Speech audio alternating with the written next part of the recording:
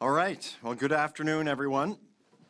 Over the past several months, we've been focused on the priorities that guide our government. Every government has to make choices, and it has to decide where to focus its energy, where to make investments, and where it can make progress that will make the greatest difference in the lives of Islanders. We've been clear about the priorities that are guiding our work: strengthening healthcare, improving affordability, securing our energy future, protecting our land, and growing our economy. Those priorities reflect what we've heard from Islanders in communities across the province. They reflect pressures people are facing today, the opportunities we want to create for tomorrow, and the kind of province we're working to build. They're connected. Progress in one area supports progress in another. And together, we're helping build a stronger, more resilient Prince Edward Island. Today, I want to focus on affordability. Because regardless of where you live or what stage of life you're in, affordability continues to be one of the biggest concerns facing Prince Edward Islanders. Families are feeling it every time they buy groceries. They're feeling it when they pay their mortgage. They're feeling it when they fill up their vehicle or when they open up their power bill. Businesses are feeling it too through higher operating costs, rising prices, and continued uncertainty here and across the globe. And while inflation has begun to ease a little bit, many of those costs remain. Islanders are still making difficult decisions every day, and government has a responsibility to respond. But responding to affordability isn't about finding one solution. There isn't one tax measure, there isn't just one benefit, there isn't one single investment we can make. Affordability touches nearly every part of people's lives, and it should be reflected in nearly every decision that government makes. That's the approach we've taken. We haven't looked at affordability as a single line item in the budget. We've looked at it as a principle that guides work across the whole of government.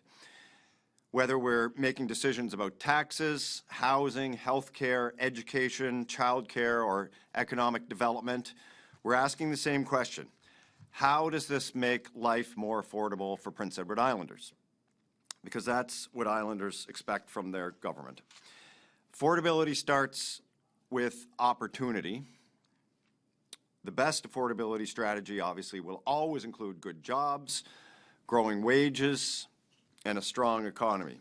And that's why we're continuing to support island businesses and the industries that drive our entire economy here. We reduced the small business corporate tax rate and increased the small business tax threshold so local businesses can invest and create more jobs. We're continuing to invest in sectors that strengthen our economy and create opportunity here at home. We're seeing more Islanders working than ever before.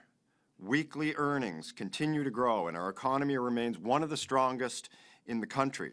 Those are encouraging signs, but we also know they don't erase the pressures that island families are continuing to face every month. Affordability also means helping Islanders keep more of what they earn. That's why we increased the basic personal amount, allowing Islanders to keep more money in their pockets. It's why we've continued to look for practical ways to reduce costs while protecting services Islanders rely on.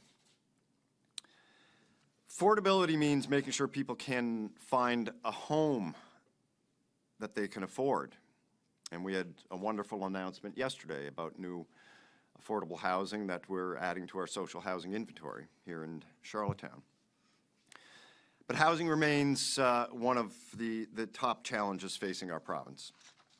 That's why we're continuing to make significant investments in housing, supporting new construction, working with our municipalities, and our federal partners, of course, and increasing housing supply across the entire province. Last year, we saw nearly 1,800 housing starts, the highest level in decades. So that's really encouraging progress. but we know there's still more work ahead. Affordability also means making sure government services work better for Islanders. When parents can afford childcare, when they can access more affordable childcare, that's affordability. When children receive healthy meals through the school food program, that's affordability. When families don't have to buy school supplies every September, that is affordability. When seniors have the supports they need to remain in their homes and in their communities, that is affordability. Each of these investments helps reduce everyday costs while improving quality of life for Prince Edward Islanders. Healthcare is another important part of this conversation. Healthcare isn't only about hospitals and clinics, it's also about affordability.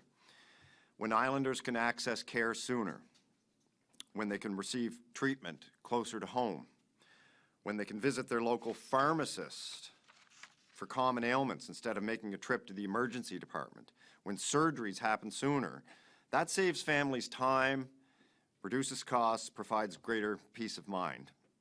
That's why we're continuing to make record investments in health care while improving how care is delivered across Prince Edward Island. There's another important part of this conversation. Supporting Islanders and managing the province finances responsibly are not competing priorities. In fact, they're inseparable. Responsible financial management is what allows us to continue investing in healthcare, housing, education, infrastructure, and affordability measures, not just today, but for years to come. It's what allows us to respond to today's challenges while continuing to build a stronger future for Prince Edward Island. Earlier this spring, I said now is not the time to pull back from supporting Islanders. It's time to make deliberate decisions, continue investing in what matters most, and manage our finances responsibly. That continues to guide our government every day. Everything I've talked about today reflects a broader approach to affordability. Some of these investments reduce costs over the long term. Some strengthen the public services Islanders rely on every day. And some provide direct financial support that people can use immediately. One important part of that broader affordability plan is the Island Essentials benefit.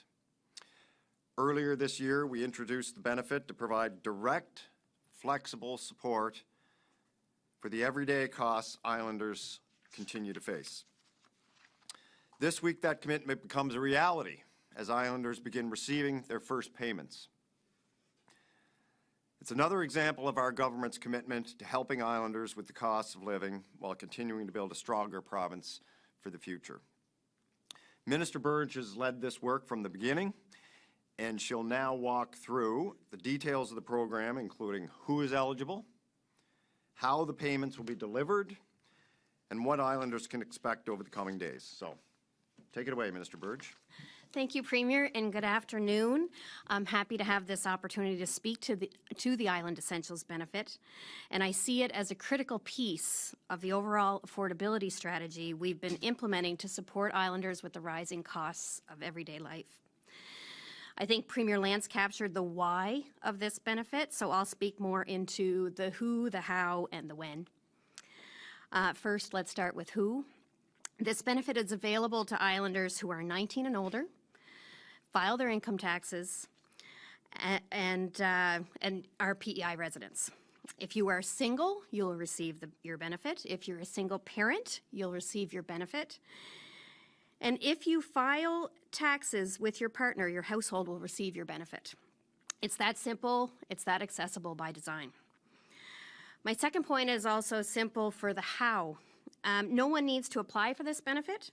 We are working with the Canada Revenue Agency on implementation, and as long as you file your taxes and meet the other requirements, you will receive your payments. The advantages of our decision to work with CRA on this include your existing relationship with them. You don't have to sign up or tell them how to send you the money. You will receive your benefit through whatever means you have agreed to with them. So if you've signed up for direct deposit, that's how you receive your benefit.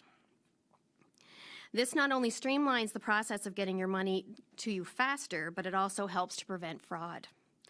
And it's very important that everyone does understand that no one from government is going to contact you to sign up for the Island Essentials benefit. No one will be asking for your banking details or anything else. You don't need to do anything other than meet the eligibility requirements. An island resident, 19 or over, file your taxes.